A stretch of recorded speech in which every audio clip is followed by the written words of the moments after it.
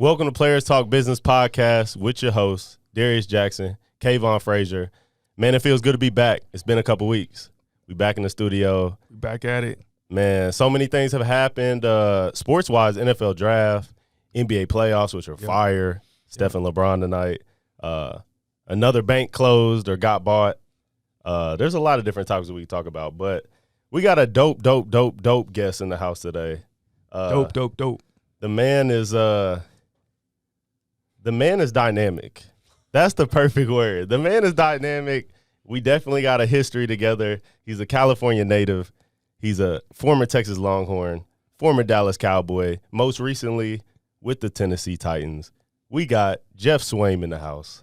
What's good with you, bro? What's up, man? Thanks for Man, I appreciate you coming, bro. No, I really appreciate you guys having me on. We've had a lot of, over the years, man, we've had a lot of, these conversations, and so kind of putting it out there, it'll be cool, man. I'm excited. Oh, yeah. I mean, I miss our gym conversations. I mean, when I was still training and playing, that was probably the highlight of my day, bro. Yeah. Like, we get it in, but during the sets, bro, we would have so many dynamic conversations. And then a set takes another 12 minutes because I got you. I got you in the corner yelling at you about something. we outside running sprints, and we about to leave, and we in the parking lot. Right. Oh, we're just chopping it up for another just hour. planning on blocking off 3 hours of your morning because that's what it's going to take, Yeah, bro. for sure. I mean, but before we went live, not going to lie. So usually, I want to catch up with your life, which we will.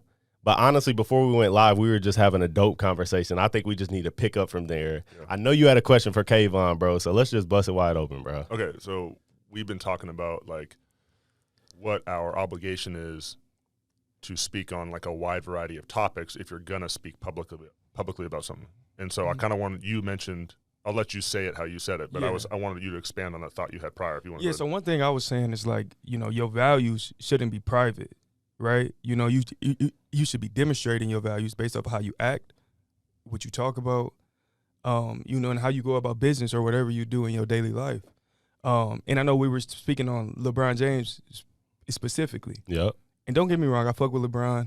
I fuck with what. Hold on, you fuck with LeBron? No, I fuck with LeBron. Okay, I fuck with LeBron. That's He on the first. Lakers. He on the Lakers. I'm a Lakers fan because of Kobe. That's respect. So I fuck with LeBron, and I fuck with what he ultimately stands for. But I do think, and what I was talking about is, I do think he pick and choose what he talk about and what he touch on, publicly, and that's fine. But it's not fine when you are literally the voice, of all of the black culture, right? So I think we live in a day and age to where, we live in a social media day and age. A lot of people just don't think for themselves. A lot of people don't have their own opinions. Right. So LeBron James is given this platform. He's given this platform, right? And he has this platform, and a lot of, black people, they look for LeBron James to see, oh, shit, what LeBron James going to say about this, right? If somebody get killed by police, what LeBron James going to say about this? And LeBron James literally shapes how people think about things or what people's opinion is. And he pick and choose what he want to talk about. And that's all I was saying is, I feel like when you have this platform and when you indulge in speaking about social conflicts or social issues, if you touch on it a little bit, you need to be all in, because you can't pick and choose what you want to speak about and what you know what I mean? Yeah, so it sounds to me like if you and me are having a paintball fight and DJ come in and shoots one shot and it says, "Don't shoot back at me," and it runs away. Is that what you're talking about? Picking and choosing when you want to enter the fray and when you don't? Because it's such a weighty. I would never do something like that. Well, you might. You light skin, you might. Oh my God. But if you're gonna dabble in something that's as serious as topical current social issues, right? There's a responsibility and a weight that comes along with it. That by not speaking on, I wouldn't say going out of your way to speak on anything, but by avoiding topics that are brought to you or that are currently happening, that are of massive public interest.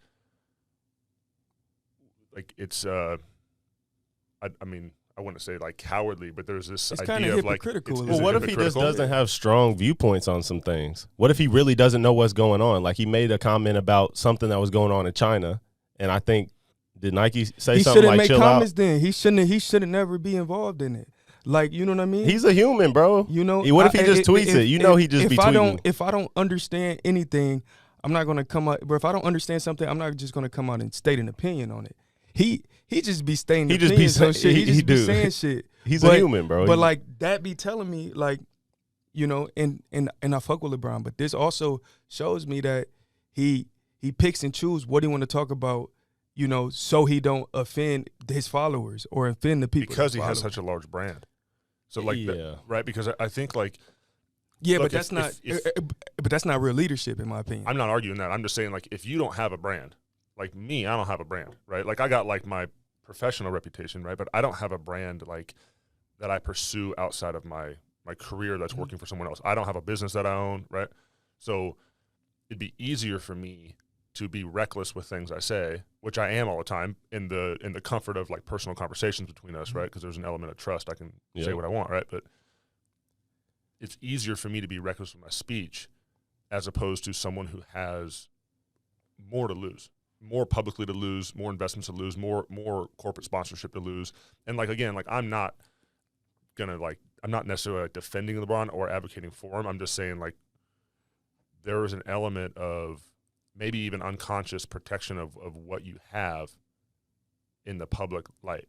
And like it's easy to be like, okay, I know I can speak on this subject publicly and I can be super opinionated about it because I'm going to be celebrated for having that opinion, or it's a popular opinion and it sounds, I'm going to get this pat on the back, this little social credit for saying it, right? And so guys pick and choose what to speak on all the time, like we were talking about earlier, because it will be received well, and so they can present it as this brave, courageous thing to say, when really it's like, no, this was pretty safe.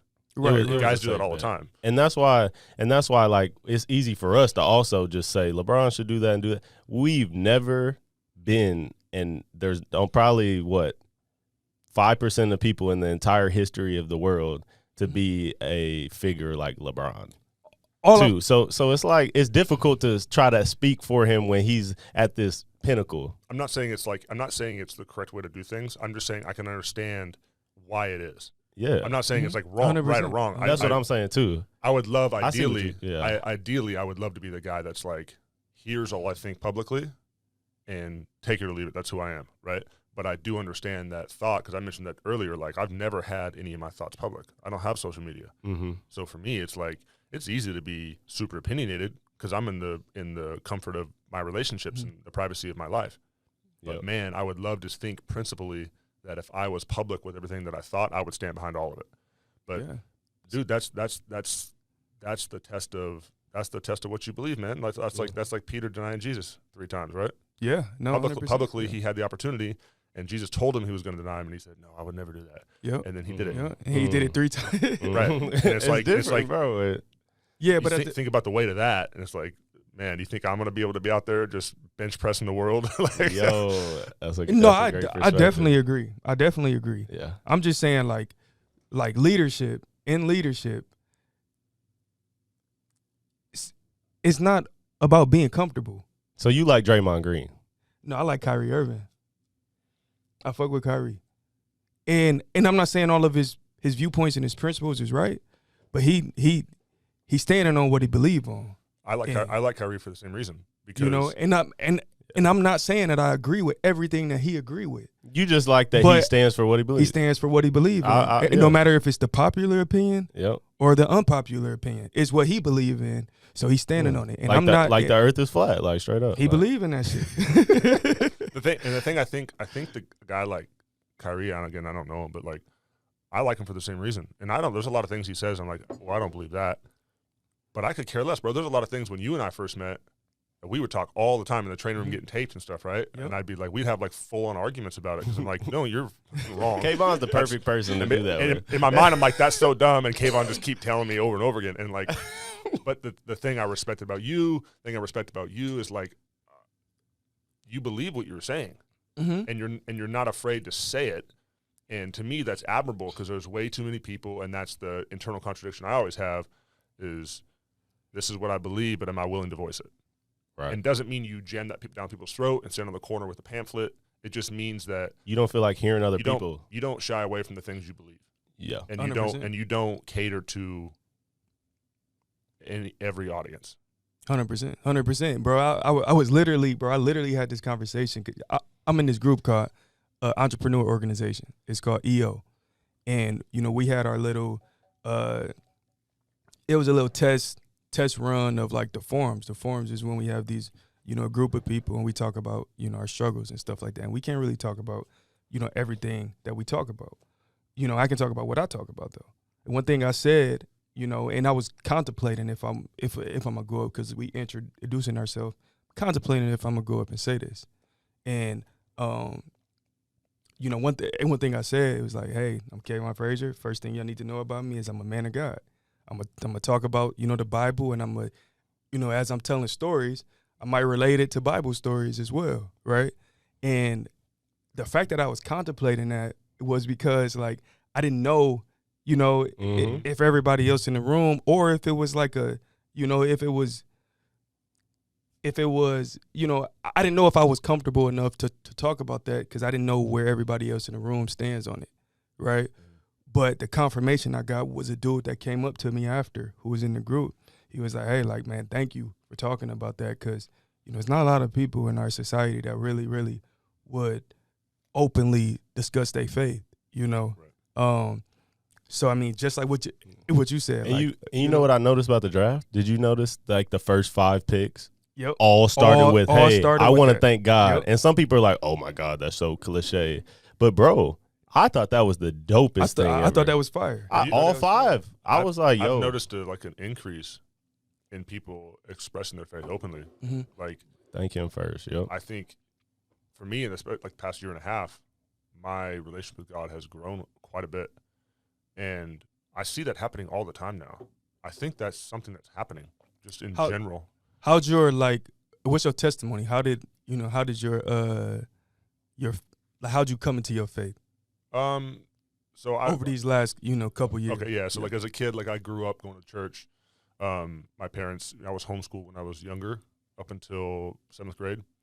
And so every morning we had like Bible study, and so I was raised in the Bible, and I remember when I got saved as a little kid, like I didn't really know how to do it. I just repeated it over and over again because I thought quantity, like let's do a lot of volume, and, right, Mm-hmm. And so, I think in the past, my professional career has really shown me the necessity of having a relationship with Christ, like an actual relationship. Yeah, your shit was a roller coaster. And it kind of exposed what I thought a relationship with Christ was not actually what a relationship with God was. And a lot of it was through like injury and just moving around the league a little bit, and I've had an amazing career, but the things that have happened in my career have really highlighted the importance of not having a transactional relationship with God. I do good, you bless me. I do bad, you punish me. 100%, That's not how God works. Like that's not how he works. Because I would have seasons where I was like football seasons, but also like seasons of life. Everyone wants to talk about, like I would have these seasons of life where I wasn't in my Bible. I wasn't trying to walk with God. And in the back of my mind, I'm like, oh man, he's going to smack me, Mm-hmm. And then I would get blessed. Because you God fearing. No, I was blessed because God loves me. Because of grace. Yeah. Yeah, he didn't bless me because I deserved it. Certainly not. I don't deserve any of this. If we got what we deserved, we all would be having horrible lives and or dead in hell. 100%. That's what we deserve, right? And so the grace of God is given to us freely, right? And I've realized that for me, having that soft touch of God in my life, I realized that I don't have to behave so that I get things. Right. I don't have to behave so that I don't get smacked. Right. I should act the way I'm supposed to act out of a genuine love for Christ. Yep. Right. Yep. And that should be a reflection of my faith. And so that kind of throughout my career, there's just been all these little points where God kind of hits the reset, whether it's through injury and then I have to it forces me to reset and really kind of go back to him. Right. Or focus on my family right. And so that's what I'm in right now. I'm just waiting around to see what happens this next year. Mm-hmm. And I used to think of it as this is going to be a punishment. It's not a punishment. God's just like, hey man, look, I have great plans for you. Yep. plans to prosper us, right? Yeah. But it's not. I thought you was gonna say the same. Not You because said the whole verse. Nah, camera's on. I can't. But like, he has great plans for us, and so our plans can't be in front of his plans, and that's what he's showing me. I think that's what he's showing me right now is like, man, I got great plans for you, but don't put yours ahead of mine. Don't put Jeff's priorities ahead of God's priorities. 100%. Yeah. Hey, God, come on, man, I got a plan. Right. He just laughs. He's like, what are you doing? And so kind of just seeing that and like really how encouraging God is. Like, he's so encouraging. I had this like fear of like, man, if I show him who I am, it's going to be this like, he's not going to like it. Like, then first of all, he already knows, but you're just depriving yourself of a relationship with Christ out of fear for what may be.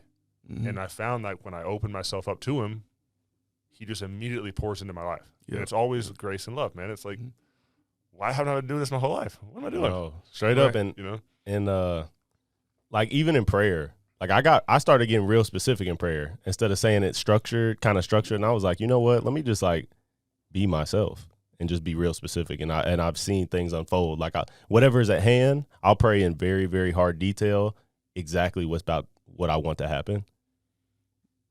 It happens. You know what I'm saying? He says, I forget where it's at, but he's talking about wisdom. He says, like he gives wisdom to all liberally and without reproach, but let that man ask in faith. Mm-hmm.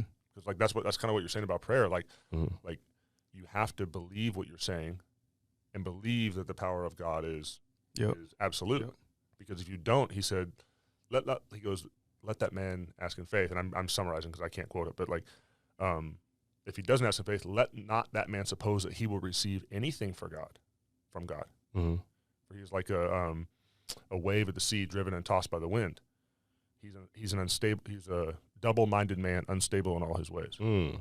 And it means like, do we actually believe God is who he says he is when we pray? Because if not, it's not prayer. Right. Like, and I did that forever. I didn't actually pray. I was just reciting words that I heard in church. Right. Yep. Yeah. And I'd say Lord 1,000 times in the prayer because I don't know what to do. It's just a filler word, right? Exactly. You know what I mean? And even when things, when bad or good things would happen to me, I'd say thank you because I don't know if that's a good or bad thing. Right. You know what I'm saying? So I let it play out. It's like something bad happens. It's like, man, I'm super disappointed, but I'm like, but it could be a good thing. Right. You know what I'm saying? And then something good happens. It's like, I'm blessed. Let me pray about it. But you don't ever want to, success could go to your head sometimes too, Right. So you never know what's a bad or good thing either. Right. And don't confuse the good things happening to you with you being good, with you having success. It ain't you. Yeah. It's not me. Mm-hmm. And when I have success on the field, my first one is to be like, attaboy, I'm all proud of myself. Yep. And man, what you should be doing is like, thank you for this, because it keeps you from putting your pride and elevating yourself above where you should be. That's been one of my big pitfalls is like I hop into that and I'm like, I'm feeling myself because, man, I'm playing good. I'm doing and I got plans and I'm going to use this platform to, and man, that just leads you immediately away from God into pride. Yeah. No, I mean, for you, it was like, so talking about your career, I mean, you were a 7th round pick for Dallas. And you had up and down, you had an up and down ride with Dallas, but you had some good times. You had some really good times, right? At the end of it, you didn't get an extension with Dallas, and you went to Jacksonville. And you had a very, very quiet year. That's nice. You had a very, very quiet year. That's a nice way to put it. And I remember you coming back to the gym, and you were training, and you were like, man, I don't know, what's next. But then you got a call 2 weeks into camp. Almost – you was contemplating retiring around then. Well, I fell out of love. As I remember. I fell out of love with football. Right. Like I spent time in Dallas, and like just to touch on that real quick, like Dallas, my first 4 years, man, I got to learn from like I came into the league as a tight end, and like Jason Witten was a starter, man. And I've been watching him since I was like a kid. So like, man, to learn from him how he approaches the game, that was like this huge blessing. And then you guys were in the locker room, man. Like that's one of the best locker rooms I've ever been in. Yeah. So I came in the year before you guys did, right? And then those few years, that was like one of the strongest locker rooms I've ever been in. Well, because what Dallas did those years is it wasn't a lot of like older free agents on our team. It was like all people that they drafted in-house, and we grew together. We got to experience different things together. We all became like, I mean, I can honestly say probably 80% of that locker room, 90% of that locker room, I was really, really cool with. You know what I mean? That was, I can honestly say that. I'm trying to think. I say this all the time. Like, I was trying to think of a guy in the locker room that, like, I did not like. Right, yeah. Like, who? Yeah, no, it was tough. There was a couple personalities, but other than that, like, yeah, we know. Well, I mean, and they stood out. Like, it was a lot of personalities that probably came from different teams, you know, came to our team, and then it's like, okay, well, you know what I'm saying? That's right. The culture was right, though. For the most part, all the draft picks seriously stayed. Right. Like, no matter what, if you were up or down, the draft picks were around in that organization. And people talk so much stuff about Garrett. I know. I rock with Garrett. I did, personally. Like, the locker room was great, right? And so I always thought, I internalized that as like, well, I've learned so much from this great locker room and watching guys be professional. Learned how to do that. And then when I left, I thought that was just like, well, that's who I am now. I'm just that guy. You don't realize how important it is to be surrounded by quality people, because when you're not, you immediately it's really hard to stay afloat. And to your point about Garrett, like, it was the same thing. Like, you know, I didn't really appreciate how important consistency was from a head coach until I left, and I realized, like, we still joke around about all the sayings and all, you know, all the cliches he had, or the speech every Monday about, you know, like a lot of prognosticators, and he'd be up there talking, right, all the same stuff, right? His stories, bro. His stories was crazy, bro. I compared them to the white Obama, because his stories was like just as good as Obama, bro. It's the fact that he don't leave out any detail, and it's almost like he recited this. He don't say any or no. He's like, it's like he was in the moment, like he's in the moment, and I told him that when we seen him, but like, bro, he's one of the best coaches I've ever had. I think in retrospect, I agree. Yeah. Like, hindsight, what were you saying again about? Well, I was just saying, like, I think in hindsight, like, to your point, I didn't realize it when I was there. You know, I got tired of going into Monday morning meetings and hearing the same thing. I'm like, dude, I've heard this 1,000 times. Like, stop. You know what I mean? Like, I used to take, I'd take notes, right? So I was in there, and every morning I'd write down everything, and then after like 3 years into it, I'm like, I'm not writing this down anymore. I got copy and paste for 3 years. Like, what am I doing, right? And so I'd get all like, man, this is like, I didn't appreciate what it was, because I got caught up in the detail of little things that I didn't like, right? And I was thinking that you're going to have a leader that you're going to like every aspect of that leader. Like, what coach have you ever had that you liked absolutely everything about them? It just doesn't exist. No different than a politician or a boss. Like, it just doesn't exist. There's always going to be things, right? No different than, like, in your personal relationships. It's the same way. But I didn't appreciate it until I left. Like, man, there was so much value in how he presented himself, like trying to juggle ownership and players. Oh, my gosh. And the brand he represents, and having to face the media like he did consistently, and never bringing that into the room with the team. I didn't understand how important that was until I left, because I was a young player. Man, like, what a skill set to have. Oh, my gosh. That strength to be able to do that all the time. Yeah. No. And when we saw him, bro, he looked like this big burden was just off of his back. He looked free. He was like openly talking to us. At Jason Witten. Jason Witten's like foundation event. This was like a few months ago. Okay. Yeah, it was like the college man of the year. Oh yeah.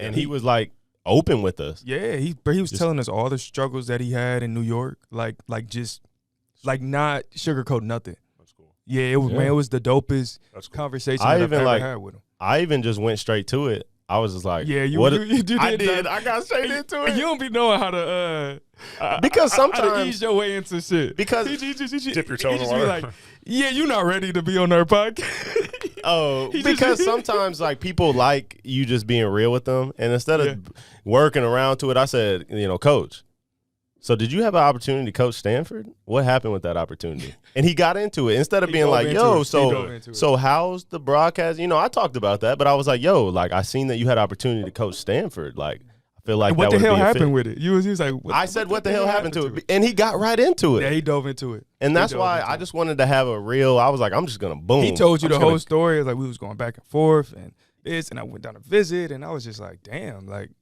I've never seen him be this open, about just what's actually going on. Yeah. Well, good for him, man, because you could tell that stuff was weighty. Oh, it was. Oh, yeah. Yeah, it's weighty, and so it's cool to see him like, no, I see him on TV now doing like the halftime work and stuff, and like it's cool to see him. He looks good, like and honestly, like I when I left and went to Jacksonville, he called me and I was on a plane. So then he texted me this big long text, just like, "Hey man, good luck, appreciate everything you've done." And he's real professional, so like I expected that. I knew he would, and I just text him back like basically just like thank you. And then now that I think I'd love to have a conversation with him now with some time away from it and be like, man, like I learned a lot from you, and like you can take a little bit from everywhere you've been, but I took a lot from being in Dallas, and man, So then I went to Jacksonville, and that was a different. And I saw like, man, the importance of a good leadership and good locker room, and how hard it is to try to be the guy you say you're going to be when all the supporting elements of a locker room and a staff, not all of them are pulling in the same direction. And Ramsey was gone then, huh? Or was he there? Well, he was there in the beginning, Okay. and then how was he? like my interactions with Jalen were always cool. It was, but like I kind of get along with everybody. Like like when my rookie year, I got along with Greg Hardy, man. He was cool to me, man. I liked him. We were cool. I was cool to everybody, There ain't nobody that I would, like, for sure, right? Because that's just kind of how I am. But so Jalen was cool. But there you could see the difference in leadership from a coaching perspective. It was just guys try to take advantage of it, and so. And you got hurt, so you were like out for most of the year, though. Yeah, I only played so I came in there as like their true why. I think Mercedes Lewis had left. I mean, a couple years ago before, so they were trying to find that guy. Yep. And I was coming off injury in Dallas. I was injured so much in Dallas, and then I came into Jacksonville as like that guy and had an injury in camp. Shocking. And so when the season came around, I was rotating with one of my better friends now, James O'Shaughnessy. We were kind of rotating at the tight end position. And then he gets hurt like week 5 or 6 in Carolina, blows his knee out. And the next week we're playing the Saints, and I get hit and get knocked out. And, like, it was like it's the worst concussion I've ever had. That like, was a wild hit, bro. I don't have any memory of it. Oh, it was a wild hit. It is on, like, if you go, like, YouTube, like, hardest hits. Who was hits, it? DeMario hit me. DeMario Davis has a hard hit. We were in, like, he a hard hitter too. I don't have any memory of the play, but he almost I hit as hard as me. Hey, I blocked his ass in practice, threw his ass down, though. Yeah. Just got to throw that out there. But then he got me back. He's got a hard-ass head. Dude, he can hit. He's one of those guys, like. He got me back. He's an old-school linebacker. Yeah. You know what I mean? Like, is he still playing for the Saints? I think so, right? Yeah, I think so. Yeah. He is an old-school linebacker. He's an old-school linebacker, and I like that about defenders. I like defenders that play like that. Like, I don't want to get hit by him, but I respect that style of game because it's not there anymore. So he hit me. We were in, like, we were in 3-by-1. We moved the back out to the one receiver side, and they basically called, like, I was running like a little shallow cross toward the two-man side, and they ran a tunnel screen over there with the back. So DeMario goes out, travels out in man, right? And the quarterback looks at it, doesn't like the tunnel screen to the back, which is bringing him towards me. And pops back to me late and throws to me. So, and again, I don't remember it, but I caught the ball, and DeMario's running back towards me. And it's man, so you're hitting the Jets. I mean, you're going. I'm running, and he's running, covering the back, and then just sees the ball thrown his way and right on the chin and just put me to sleep. So like I landed with my foot tucked under me, so it sprained my MCL pretty good. And at the time, they told me I had a high ankle sprain, but I actually fractured my ankle.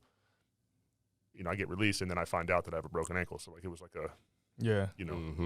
something a little suspect, but typical NFL. Just like it was just bad. Crazy, so like bro. I wasn't playing a lot at the Did you time. ever be able to go back and get anything for it? Like, well, no. So like when it happened, I was already like disillusioned. Like I didn't like playing there. I would be in my truck before the work, just like I hate this. Like it's just the worst, man. I hate, and I actually love football. So like it was hard, like going to work. And then when I got hurt, it took me over a month to recover, like for my brain to recover. I was completely trashed. I was asleep on the field, and they had to come like wake me up. And then I guess I walked off the field, but my memory came back to me like 45 minutes later. Like I have an hour-long gap of where I don't have any memory still. Oh, my gosh. And I was talking to the neurologist. I was in like mid-conversation with the neurologist. And like the whole thing were like involuntary crying. Like I was absolutely out of my mind. And so I spent the rest of that season. I went to IR, didn't play again the rest of the year because like I was trying to come back. Bad of a concussion. Well, it was that, and also like once I got cleared after like a month from my concussion, I was trying to run. I was like, bro, my ankle hurts so bad. Like, and I played through a lot of injuries, you know, like we all have. Like, so I know how to handle like physical pain. I can take physical pain, but I was having these really sharp shooting pains whenever I decelerate. So then they just shut me down for the year, and then they released me, and so then I went back and tried to like once I figured out like a couple months later that I actually like I went and got some PRP in my ankle, and the doctor's like, he goes, it looks like you fractured that ankle, you know. He goes, it's healed now, but like is the doctor here? Yeah. Yeah. He just like I got, you know, Keisha sent me to him. Keisha sent it. Yeah. Probably doled or something. It was like doled, that. yeah. Yep. So he goes, it looks like you fractured your ankle. And I'm like, well, that makes sense because a high ankle sprain wouldn't take 3 months for me to be able to like run comfortably. Like. So anyway. Right. Did you have to get any surgery or anything like that? No. By that point it was good. Was I just had better, to like I was good. So then I was all, you know, sad about not playing, and I didn't like football anymore, and that's when I came to your place because 2020 COVID shut down everything. So I came over to train with you, and that's kind of how we all like reconnected. You know? No, for sure, and that's where I was saying, like, I mean, you were just training, and you were down. You know, you were kind of down on it. You weren't sure. I was down on football. You were down on sure, you were down on football, and you sure. weren't sure, and not that you're the type of guy that will figure it out. But then you got a call 2 weeks into camp. Yeah, and you. What, 3-4 years later, you never returned. We were with the Titans from there on. Yeah. Like, I was so mad about like circumstances, right? That when I get a call, and so I went down to like Houston for a visit, and they didn't like my physical because I'd been injured a bunch, and then Indy didn't like my physical, so it was just I was all mad. Like, until then Tennessee calls me for a tryout, and like the prideful part of me is like, a tryout, like, do you know who I am? Like that kind of thing. Right. And they're like, yes, but you still like, we don't care, you know. So my wife was like, well, you need a job, so you got to go. And so I went out there, and like it was during the COVID stuff. So then I tried out and made the squad. And then you had to run a 40. No, they just said no. Hell no. Thank God, no. We just did, you know, just like drills and running and stuff. Yeah. But yeah, man, it was a great fit. So I got to spend 3 years there and like really connect with football again, like loving it for what it is and enjoying playing in a system that allows me to be like my style of play. Yeah, because you got two contracts there, huh? Yeah, so 1 year and then I 2 year. I came in 2020 and I just did 3 1 years.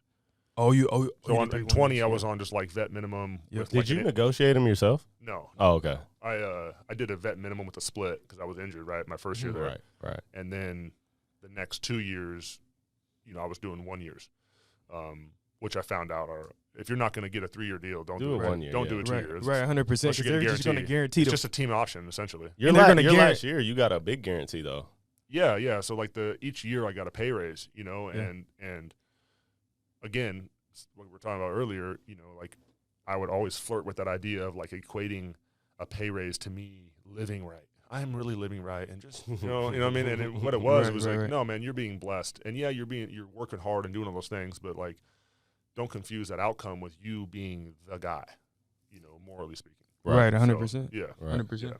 So now I'm in that time where like, well, I thought I was going to get another deal and kind of keep going, and I still think I'll keep going, but I'm just in a time in my life where I'm having to like kind of step back and realize that I am not in control of this. Yeah, you know, and just to focus on the right things. So. And nothing's wrong with being still, right? I mean, but you just finished year 8. So if you get signed this year, it'd be year 9. Right. You made some great money the past 3 years. Yeah. Probably the most money, obviously. Yes. The back end of your career was the most money you made. Yeah. So how do you go about? I mean, now you could be in an early transition stage, but I remember us talking our gym conversations once again. Yeah. But you were saying rookie year, 7th round pick. You're not even sure if you're going to be on the team or how long you'll be on the team. You could be up and down. Right. And you bought a house in Dallas. Yeah. So my rookie year, I'm on my way to camp, and I didn't travel out with the team on the plane. I was from California, so at the time I flew back home and then flew down from Sacramento down to like Burbank, I think. So anyway, I'm talking to my agent on the phone. He's telling me good luck and stuff, and his whole message was like, he goes, "You don't need financial advice right now." He goes, "You just need to save money. Don't create debt. Save money. You just do that for 4 years and then figure out after that." Right. So I said, okay. So then after the season, you know, I had more cash obviously than I've ever had in my life, and my wife, who's always like, she's always the one to give me that quiet encouragement and wisdom, right? Mm-hmm. So she's like, we should think about buying a house because we're just throwing money out the window with rent. Like, this is ridiculous. And I, no. I don't want to do that because I was all scared. And so my father-in-law, he basically told me, he goes, well, like, what are you worried about? And I said, well, what happens if I don't make the team? He goes, well, what's your mortgage? So I told him, and he goes, well, you could not play football and go get a regular job and make that mortgage. Mm-hmm. And if you couldn't, what would you do with the house? I said, oh, I'd probably sell it or rent it. He goes, okay. So what are you deliberating over? Right. And it really was just fear of something new. Yeah. You know, and so then I did it. And that was like the best thing I did. And so that started me in a path of actually like listening to like good advice from my wife. Yep. Because it's always quiet, and it's always like her thought process will be ahead of where I'm at, and I'll have to grow 3 months to catch up with how she's thinking. You know what I mean? Because she really is a planner. Yeah. So that kind of put me on that path of like just trying to use money to set up long term. And that jump started your investment kind of cash flow Mm-hmm. mind, really. Yeah, it did. But again, like all driven through, I don't know anything about this. You know, I'm not like everyone talks about financial literacy. Like I didn't go to school for that. I don't know a lot about it. 100%. I just don't want to create debt. Like what do I do? Uh-huh. And so, you know, like we met our financial advisors after my 4th year in the league, and that set up like long term, like, you know, like your long term investments in the stock market, and, you know, setting up your wills and just doing the clerical things that you need to do so that you can have a stable, secure future. And you know what, bro? You don't even know that. But after you just told this story, it gave me flashbacks because, I think it was after my rookie year. Yeah, after my rookie year, you told me your story about how you bought a house, and I'm like, man, he in the second year he already bought a house, right? Yeah. But then that's when I went home and we started looking for houses, and I actually bought a house after my rookie year as well too. Oh, really? Yeah, and then it just kept on buying houses after that. Thank my wife you for know? that. Yeah, she had the vision. It's You crazy, did. but- You've had like 3 houses. 3. Yep. Because when you first bought your Mhm. first house, I thought the same thing. Yeah, it You was know, right I thought after the my same rookie thing. year. I was like, damn, you bought a house already? I remember you turfed out the backyard. Yep. I'm like, oh, so you going to be there. And then like a year Nope, a later, year later, you I sold moved. it. But I get it now. You know, but back then I Yeah. was like, damn, he's bought this house. He's turfing out the backyard. Yep. Like, you know, you're doing all this. I but mean, I didn't you lose money. No, you know, I didn't improved. make You improved money, the but I property. didn't lose money. Yeah, I didn't lose money, but I didn't make money either though. Like, you know, if you Yeah. you know, calculate what you put into it, the down payment and stuff like that. After you sell it, that's literally what I got back. You know. But if you is what rent I it, put- you're losing money, right? Yes. I mean, because a lot of, especially now, bro, your mortgage. I mean, now, interest rates is high, but if you would have bought a house, you know, a couple years ago, your mortgage rates is probably going to be lower than what rent is right now. You know what I mean? Oh. Depending on 100%. what, you know, depending on what type of house or apartment you living in. Yep. You know, because rent is getting outrageous. Oh, rent is starting to like it. Where you know in Frisco, Prosper. I mean, it's averaging 3,000 plus. Yeah, it's starting to, I mean, And you people- know this because you're a realtor. Yeah, I mean, people yeah. have mortgages for 2,200, 2,000, bro. Right. So it is getting different. But you know, rates ain't going down anytime soon. But like talking about that is like, you know, you bought a house because, you know, as we have this cash, it's like a house, your primary residence. Yeah, it's not a cash flowing asset, but it is an asset. It's like a savings account because you'll gain equity over time. You're just Yeah. trading, like, you know, like I said, my father-in-law and I talk all the time about like this kind of stuff. Mhm. And he has a commercial real estate background for a long time, and now he's in insurance, and so he has this expertise that I don't have. Right. And so we talk all the time about like basically what constitutes currency, what constitutes money, and what are you doing when you're purchasing something. Mhm. Like, so let's say it's like we were talking about earlier about like gold and silver, right? Like the reason like he always advocated buying like those kinds of commodities in at least in some part of your portfolio is you're just trading one asset for another. It's not like 100%, yep. you don't have the money. Like you can sell that and purchase money again with it. Yep. And housing, yeah, like the housing market goes up and down, like I get all that, but that's what kind of clicked in my head was like, it's not like I no longer have this money. It's just tangibly in something now. Right. Yep. right. And that kind of helped alleviate the fear of kind of jumping into a pool I don't really know how to swim in. You know what I mean? And that's where we all, I think, that's where I am. That's where I think a lot of guys are at. A lot of people in general are just, it's so foreign and it's intimidating, and you assume that there must be some knowledge that you don't possess that'll make you fail. But the truth is like you can learn any skill on YouTube. I always joke about it all the time, right? Like I used to make like I used to forge knives in my garage. You still do wood? Yeah, woodworking and like building guns, or like whatever you're doing. Like I learned a lot of that on YouTube. Mm-hmm. And well, like if I can learn that skill, like what other skill can I learn? Yep. You know, and I think it's just like overcoming that fear of the unknown. That really is we stagnate, man, because we're scared of what may come, and so I stagnate. You know, and like my wife, when we moved to Jacksonville, she's like, we should buy a house here and turn it into an Airbnb. This was in 2019 before the market blew up. Damn. And I'm like, that's so dumb. Why would I? That's so dumb. You're like, probably like, why don't you stop? All right, why don't you stop? And then now I'm like kicking myself, like, dude, I should have done that because it would have been a cool place to take the family. Like the Jacksonville beaches are nice and it's quiet and stuff, but it would have just immediately generated a ton of cash flow and the property values. Like, and you didn't know. I didn't know, but it was really, I shut down that conversation without even having it because I was scared of like jumping into something I didn't understand. And so I just shut it down like, nope, I don't want to hear it. Did you ever buy that land in Salina? Oh, so me and DJ were talking about that. So I actually, I bought it yesterday. Oh, wow. Yeah, Damn. so we closed, I think, on. Because you was talking about that last Dude, year, I've been talking about that for 3 years. Right. Like, I was about to say. You were debating on Tennessee. You were Tennessee or Dallas. Yeah, and because you bought a house in Tennessee, right? Yeah. So after my first year in Tennessee, we bought a house there, and then like the plan is to once we build, turn on those other homes as rentals, and then start generating cash flow that way, like passive income. And so, that Salina property, it's a beautiful place, man. And we were just debating: do we want to be in Texas or do we want to be in Tennessee? And like we had kind of had the idea like we want to be in Tennessee, so we're not going to do the Texas property. And then when free agency got super slow this year, now I'm like kind of in limbo. We put those plans on hold, and then I revisited the Salina property, and I thought, no, this is it, man. Because the developer, his name's Kent, man, he's a phenomenal person, and he just gave me his word in 2020 that that was the price and it wasn't going to increase. So I told him I'd buy it the other day, and I even threw down some earnest money. He goes, you don't need to do that. He goes, I'll shake your hand. You got it. Wow. He goes, when you're ready, you got it.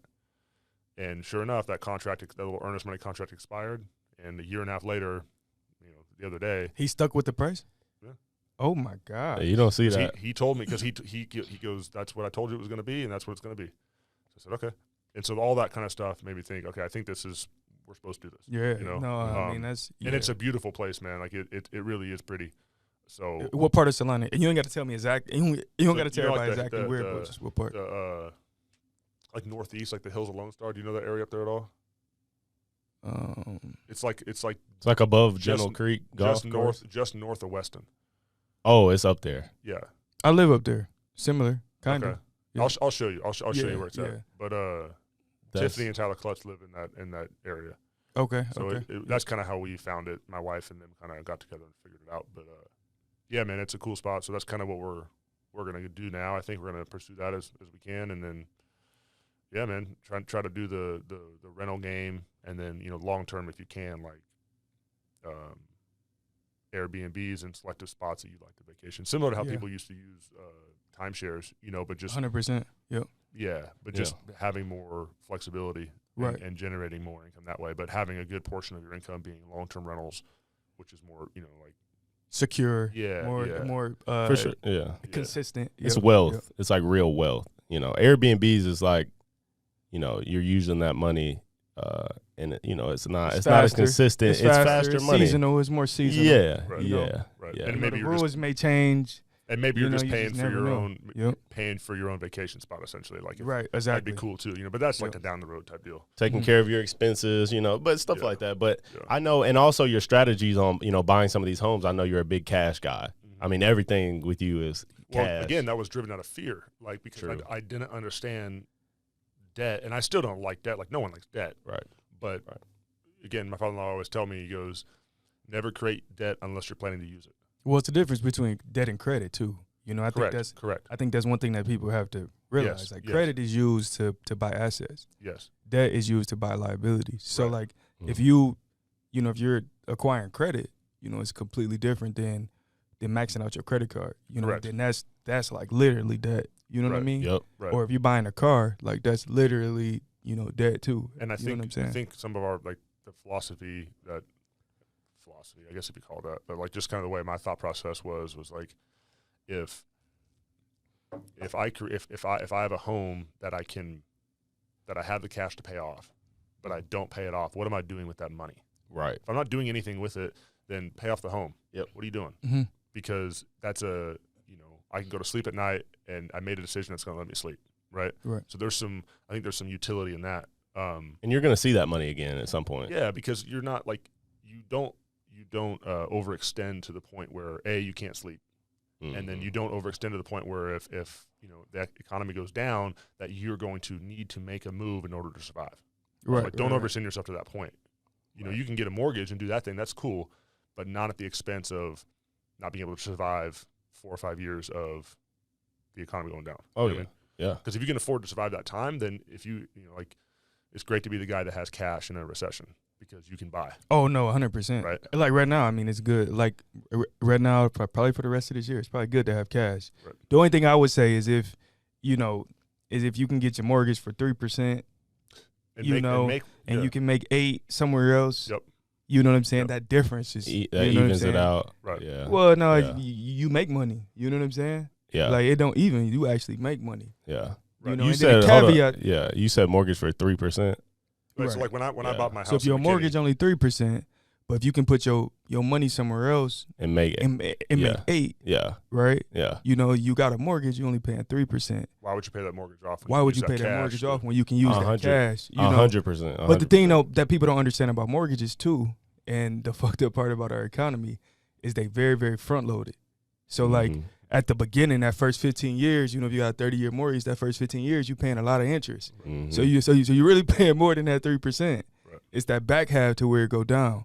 But then they come to you and like, hey, mortgage rates is down, let's refinance. That's why they always try to get you to refinance your loans. A new interest. Because that 30 years start over. Mm-hmm. So your interest rate is front loaded again. You know what I'm saying? Yep. But that's the one thing that people don't really understand as well, is that front loaded. Now if you're doing it like you just said, if you're using that cash to go make, you know what I'm saying, it makes sense. No, but you just have to know. You got to know it's front loaded. You got to know. I learned that in business because you get a 5-year loan and you look at it in that first 2.5 years, like, you thinking you making these payments and you thinking the majority of it going towards principal, and you see the actual money is going towards principal. You like, man, what the fuck? Like 50% is you know what I'm saying? I'm like, bro, I'm paying all this. And none of it is going. Barely all or 20% of it is going towards principal. But I think there's that's part of the difference, just in the way I look at stuff. So like your temperament, maybe you like business, like you guys are like businessmen. You guys like that world, So like navigating interest rates and borrowing, and then using the cash that you didn't have to, you have to spend out of your own pocket to invest. Like that takes a lot more attention.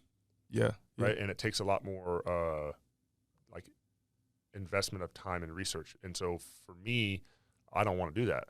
Right. At least not right now. So it was like, I respect that a lot. I don't want to have debt because I don't want to have to service debt. Mm-hmm. And I don't want to have to worry about interest rates. Mm-hmm. And again, I have the luxury of I've played football for a long time.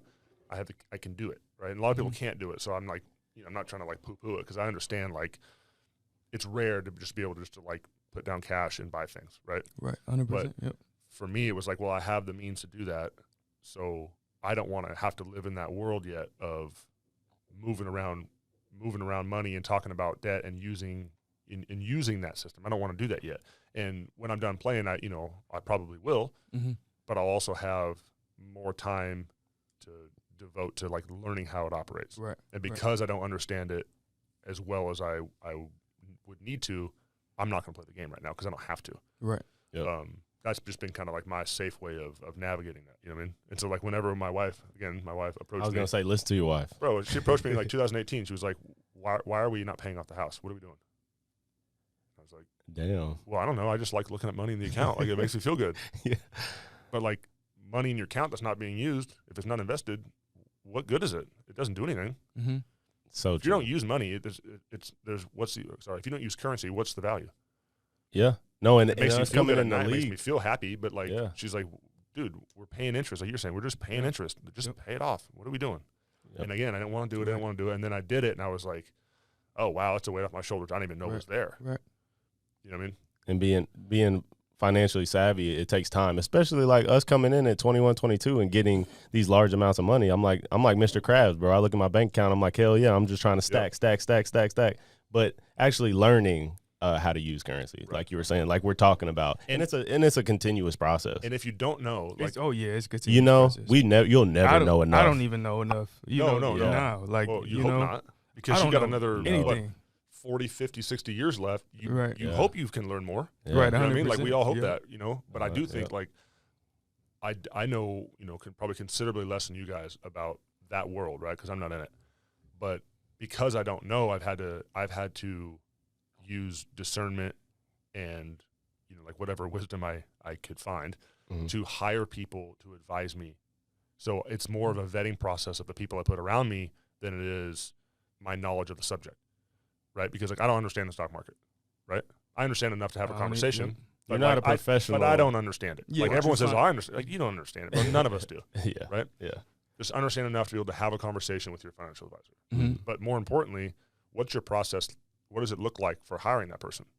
Because that's more important, right? You can have a cursory knowledge of the stock market, but if you don't hire the right people and use discernment to find people that are quality people who are trustworthy and who are going to, you know, do right by you, then you're going to get screwed over. Yep. Or at the very best, they're just not going to maximize what they should maximize. That's the very best of the downside. If you hire the wrong guy, is that you're going to miss Play opportunity. it safe. But the worst is that you're going to get taken advantage of. Yeah. And I think that's like, I've been fortunate that I have really good people around me that are, you know, like subject matter experts that I can talk to. Yeah, and that's one of the keys of leadership, though. It's like, you know, you never going, like we have our own different gifts, right, that we're supposed to lead over our set of gifts. Mm-hmm. You know what I'm saying? Other people have their own gifts that they're leading over their gifts, right?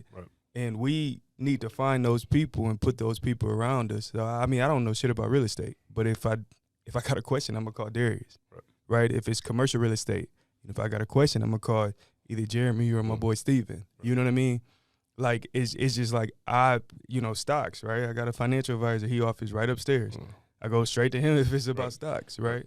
Yep. Like, I think I'm pretty good at business, right, or entrepreneurship, but that's what I lead over is that. But other people, you know, it's exactly what you're saying. You surround yourself around other people that can lead over those areas of your life. And that's like real leadership is knowing you only know what you know. You know what I'm saying? Or you only good at what you're good at. Like we all got our set. But all that stuff comes down to like all those, like the limiting factor for me was pride and fear. So like all these things boil down to real fundamental like qualities in people. That's really like, the key. Like I'm making decisions out of fear. I'm making decisions, or I'm turning down things out of pride, or I'm not learning out of pride. Like that's where a lot of this stuff comes from, and then the consequence is tangible, right? Like, but man, if you can nail the fundamentals in your life, and I mean fundamentals in terms of like the moral things you should do, pride, fear, treat people the right way, like those fundamentals, if you can nail those, they can inform how you make decisions in the world. You don't have to be an expert in a field to have success, but you will not have success if your fundamentals are wrong. That's guaranteed. If your fundamentals are wrong, you ain't going to have success.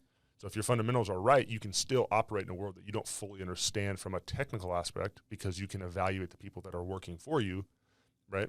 And I didn't know that when I did it. I was just raised well and taught how to like what I should be looking for in people, and by watching my parents move, like I just figured out how to like judge people, and you know, and my wife's real discerning too, so we can have conversations like, okay, I want to work with this guy because I trust him. And then it's a book that talks God about blesses that. it, man. It's a book that I'm reading right now. It's called The Power of Character in Leadership. Okay. It's about Miles Monroe. And he talks about how like everybody talks about these different qualities that a leader should have, like consistency or dedication or, right, you know, all these mindset, you know, all these different qualities. But the one thing that people never touch on is character. And he touches on like how, you know, if you lack character, you can lose, you know, you're jeopardizing literally everything that you built, right? And he was like, you need to have values. Like it's a whole section about values. Like I'm not going to give y'all, you know, I'm not going to tell y'all everything about the book, but it's a whole section about values, and it talks about like you should have a set core values and principles in your life, and the people that you pick to be around you need to all have those same values and principles. So I mean, exactly what you're saying, but I mean, man, that book is fire. Like, y'all should read that. Because you don't want to, like, I think we operate in the world of, like, we're all data driven, right? So everything's statistics, and it's a real methodical, like, scientific approach to any world that talks about business, right? Everything's data driven. And I'm not saying that's wrong. Like, that's how we analyze things and determine what is and what isn't. But there's so much, and I think it's just a general thing in life. Like, there's so much that operates in the gray area, and what governs the gray area? It's those moral things like character and honesty and integrity, and like how skilled. Like, we're very skilled in technical things, right? So we can learn about business. We can become a doctor. We can become a scientist. We can get really good at set things and facts and data, right? But what operates in the gray? What operates in the gray is the character stuff. And man, that's a whole skill set that I think we don't value the way we should. Because if you get really good at operating in that I think gray is, I don't know if that's the right term, but like the science versus art. You know, the art would be more of like the character and getting a feel for people and having intuition.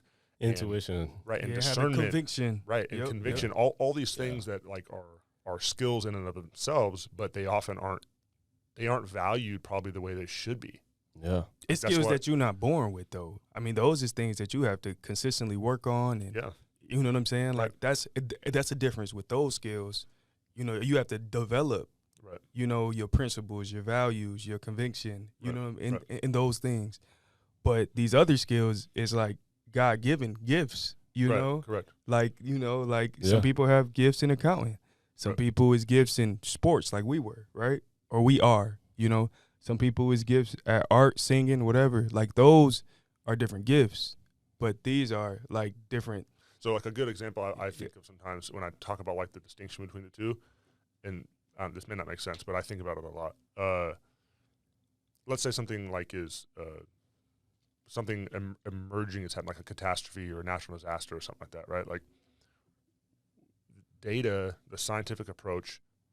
The scientific approach relies on data, which means it has to wait until the data is gathered for it to make a decision, right? So if that's true, like, okay, I'm going to look at the facts. I'm going to look at the data. Well, you have to wait till something happens in order to get those facts and data, right? So you lag behind until you get the stats or the data to support whatever decision needs to be made.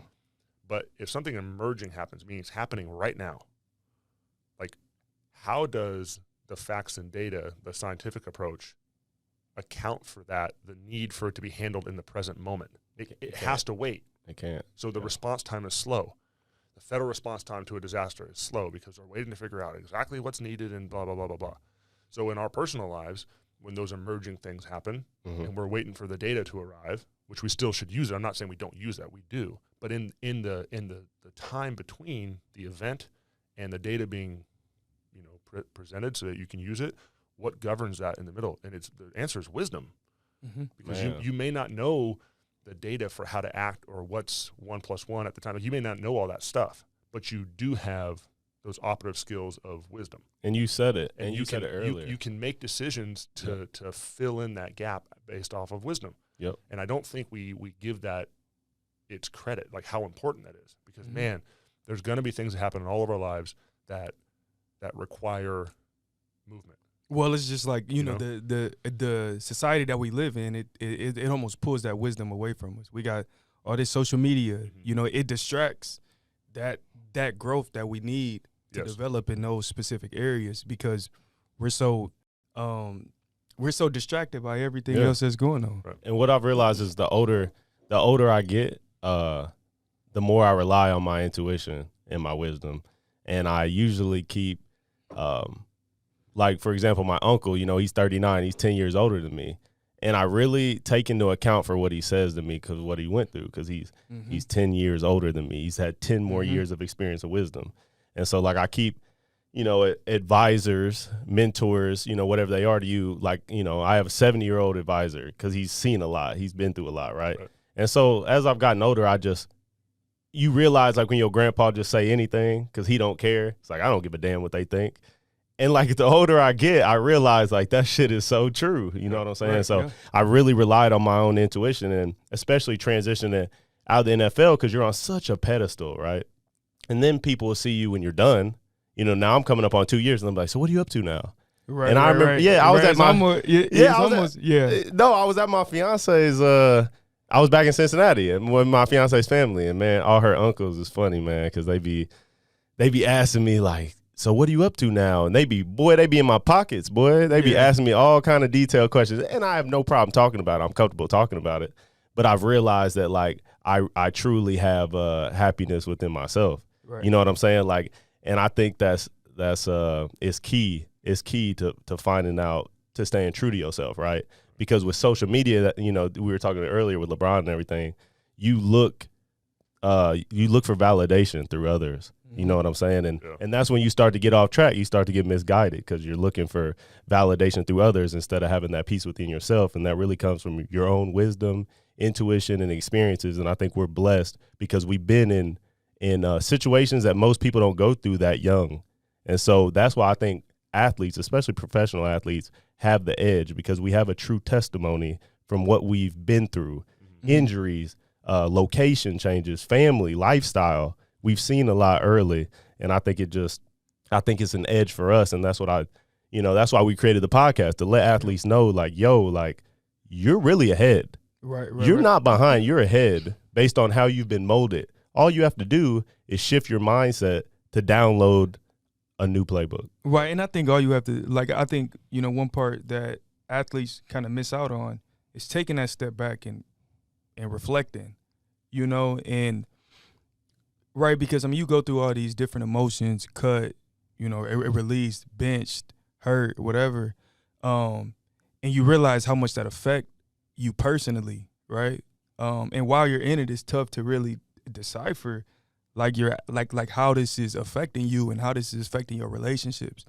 But once you really spend that time, and I can kind of already tell that all of us have done that, spend that time and take a step back and be still and think about, you know, and then grow in the word. Like, we're not doing this on our own. I mean, honestly, like, this is all God, how we've been able to develop and, you know, and find out who we are at this level. Mm-hmm. But once you really take a step back and really, you know, and really reflect on what you've, you know, been through and how it affected you, that's when I think growth happens. You know, it's a quote that says, pain plus reflection equals growth. You know, a lot of the NFL players, you're going to go through pain, like, eventually. Right. You know, it's either you got released. Like, we all thought Zeke would never go through pain. He's probably going through a painful time in his life right now. Yep. You know? Yep. But now it's time for him to sit back. It's time for all of us, you know, if you're in that moment, to sit back and reflect on it, okay? Like, I went through that. Like, I was cut by the Bengals, and on the whole ride home, I mean, I'm going through it.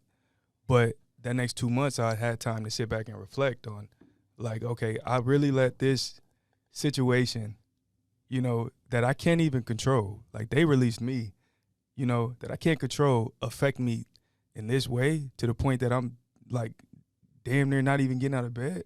Right. You know what I mean?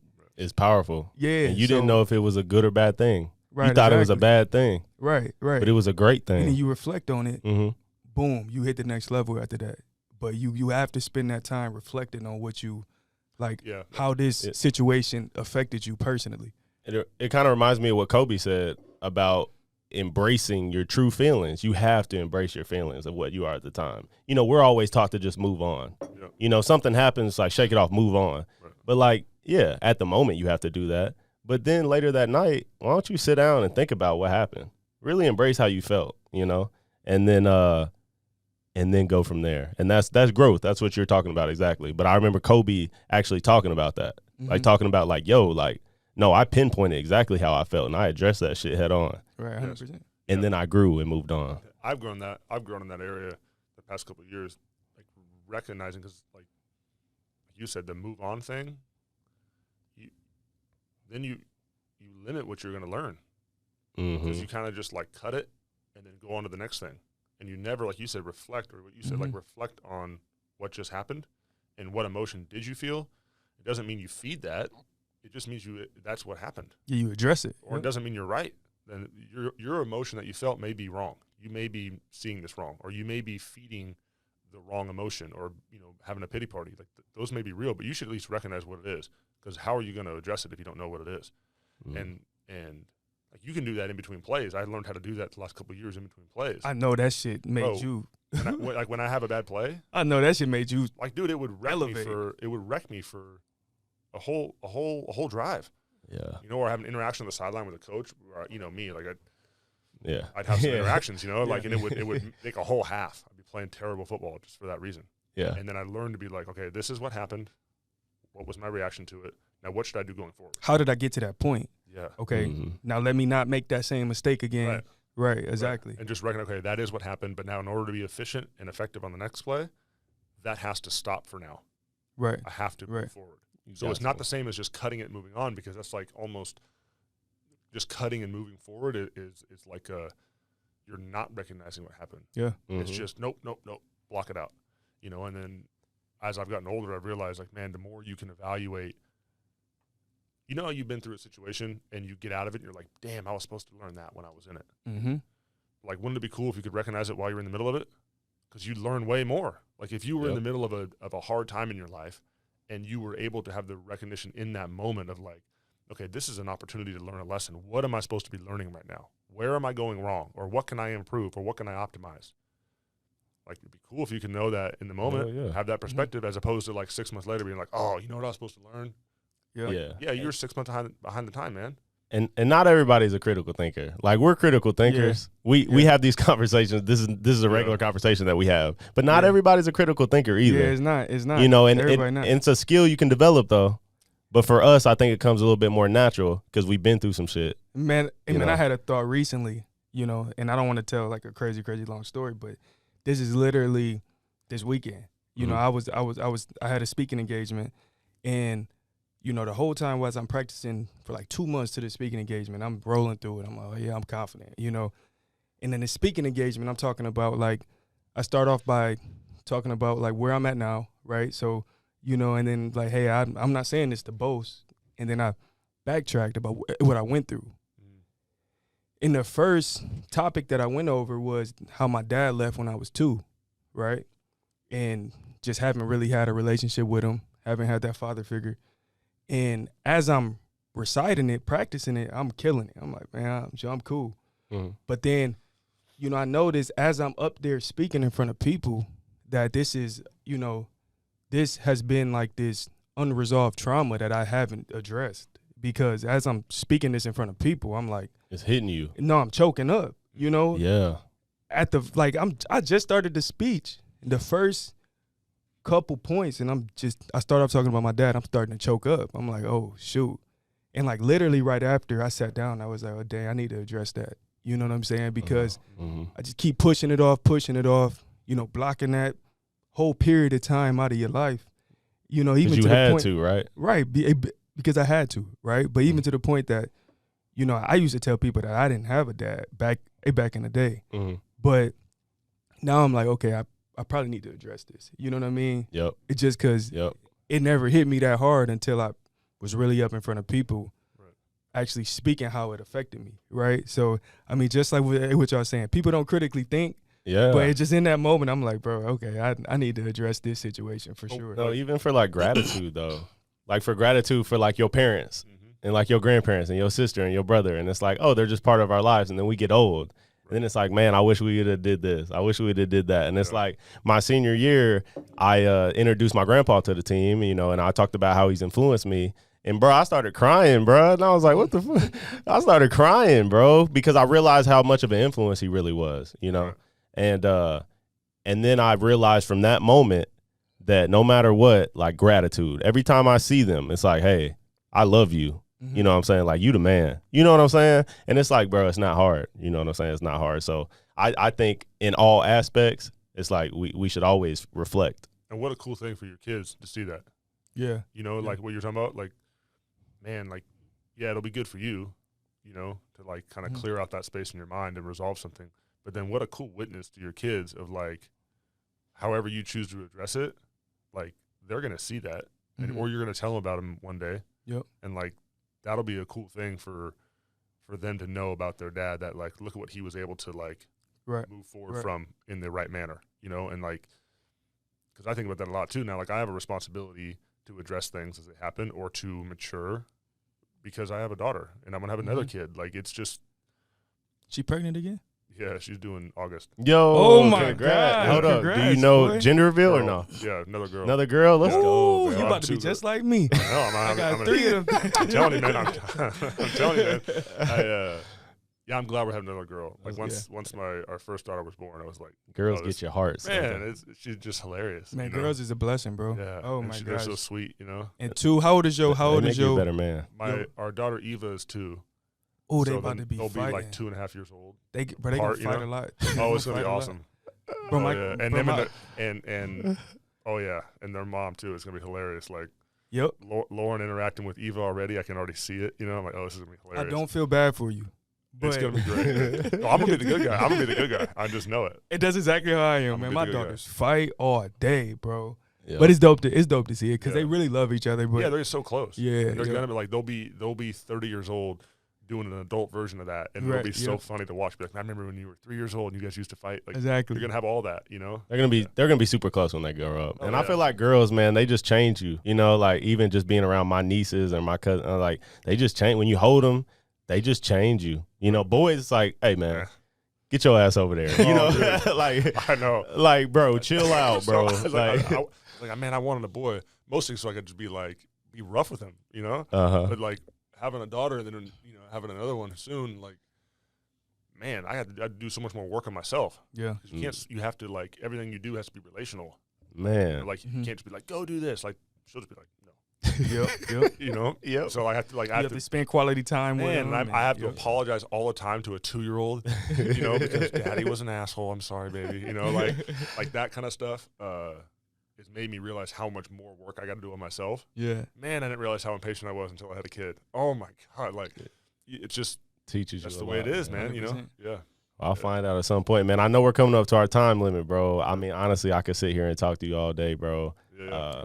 And we, you know, like I said, just being drafted, we were drafted a year before you. After. You know. After you. Yeah. What? Yeah, it was after him. Oh, yeah, after. My bad. I meant you were drafted a year before us. Okay, My bad. yeah, I'm yeah. like, hold on. What? But no, I mean, even playing with your older brother at Yeah. Eastern Michigan. Yeah, So we were talking about that. he talked about you. You know, I remember watching like the Alamo game, and I was like, yeah. He's like, yo, that's my brother. And I was like, damn, that's what's up. And then being drafted and meeting you, you know, I could definitely see the Swaim personalities for sure. You guys always have some good, cool insight.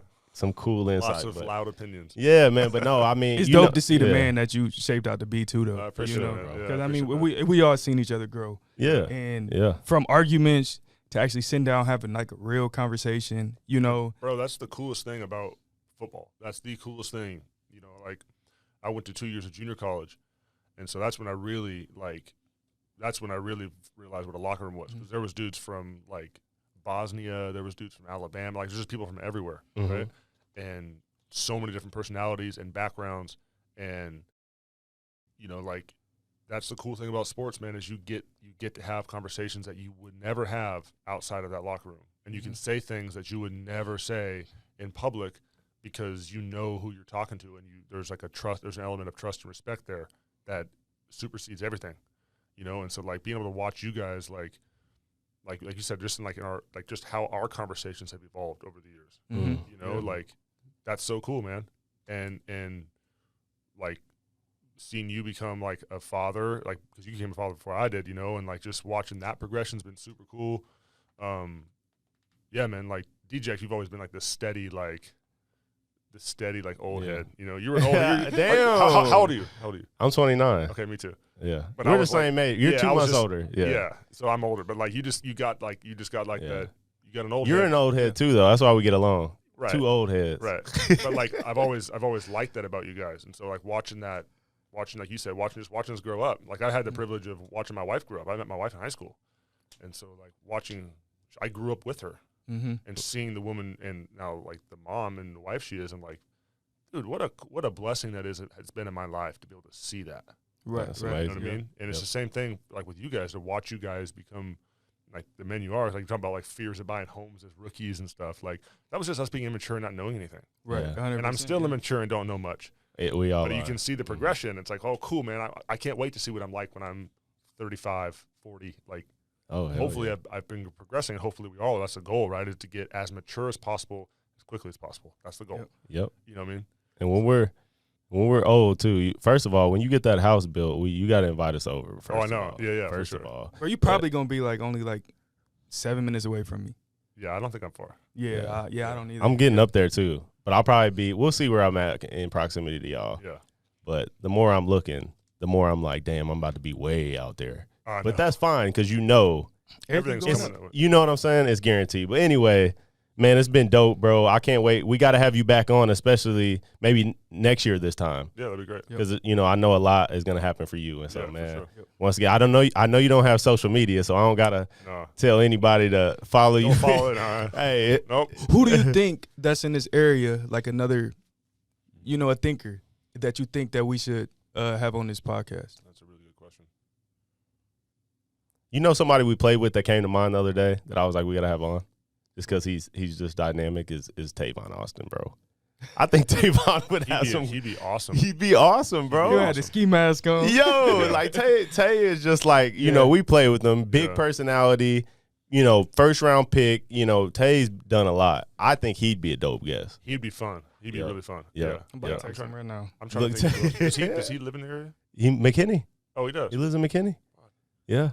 He Yeah. lives down the road. I think there's so many guys that live here that I don't even know that live here. Because, like, I'm not Half the league lives moving here. in that world, so I'm just Right. like, I'm out of the picture. I don't see nothing, Yeah. Yeah. Yeah. That's good, though. But, man, once again, Jeff, bro, it was a pleasure to have you on. We Yeah, definitely thank you guys having for you having back. No, I appreciate you. And we're Jeff. going to continue having these conversations off the mic. No doubt. No Already, doubt. bro. Yeah. Until next time, my dog. Peace.